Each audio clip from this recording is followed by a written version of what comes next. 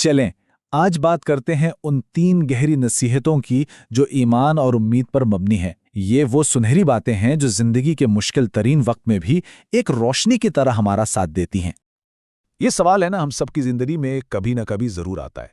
जब हालात बिगड़ जाएं और हर तरफ से मुश्किलें घेर लें तो उम्मीद का दामन थामे रखना सच में एक बहुत बड़ा चैलेंज बन जाता है। तो चलें इस मसले की जड़ को समझते हैं। पहली नसीहत हमें हमारे सबसे बड़े दुश्मन से मिलवाती है और वो है मायूसी, जिसे ईमान का दुश्मन भी कहा गया है। और ये है वो पहली सुनहरी बात। मायूसी शैतान का हथियार है, ईमान वाला हमेशा उम्मीद रखता है। ये बात बहुत गहरी है। ये हमें बताती है कि मायूसी कोई हमारी अपनी सोच नहीं बल्कि एक बैरूनी हमला है, और ये कि उम्मीद रखना कोई ऑप्शन नहीं बल्कि ईमान का एक लाजमी हिस्सा है। मतलब सीधी सी बात यह है कि उम्मीद कोई मौसम की तरह नहीं है कि आई और चली गई। नहीं, ये तो ईमान की एक डिसिप्लिन है, एक मश्क है, जिसे हर हाल में, खास तौर पर मुश्किल वक्त में जारी रखना होता है। अच्छा, अब आते हैं एक बहुत ही अहम नुक्ते पर। दूसरी नसीहत असल में हमें अपना सोचने का अंदाज बदलने को कहती है।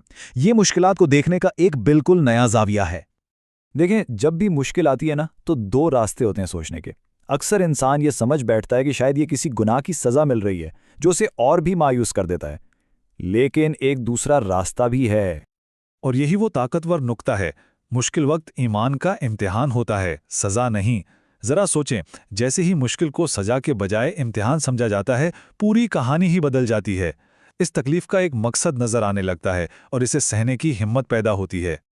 तो फिर ये इम्तिहान है क्या चीज़? ये कोई सज़ा नहीं, बल्कि ये तो एक मौका है अपने ईमान को और पक्का करने का, उसे मजबूत बनाने का और रूहानी तौर पर खुद को बेहतर बनाने का एक जरिया है। अच्छा, तो हमने मसले को समझ लिया, सोचने का अंदाज भी बदल लिया, लेकिन अब करना क्या है? तो तीसरी और आखिरी नसीहत हमें इसका अमली हल बताती है कि इन इम्तिहानात के बीच सुकून कैसे पाया जाए।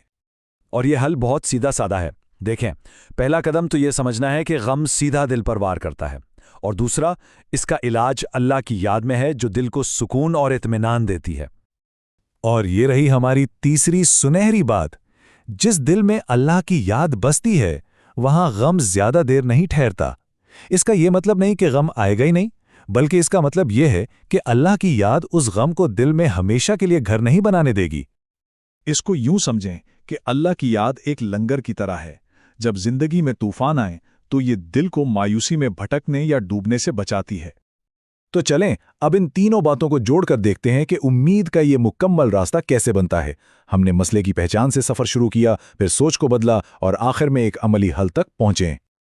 तो खुलासा ये है, ये वो 3 सुतून हैं जिन पर हमारी रूहानी हिम्मत खड़ी है। पहली बात, मायूसी को उम्मीद से हराना है।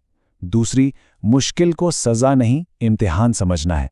और तीसरी, सबसे अहम, दिल का सुकून सिर्फ और सिर्फ अल्लाह की याद में है। और जाते जाते एक सवाल अपने आप से पूछने के लिए कि आज इस वक्त इन 3 नसीहतों में से कौन सी बात दिल को सबसे ज्यादा लगती है, किसकी सबसे ज्यादा जरूरत महसूस हो रही है। इस पर सोचना ही इन बातों को जिंदगी में उतारने का पहला कदम है।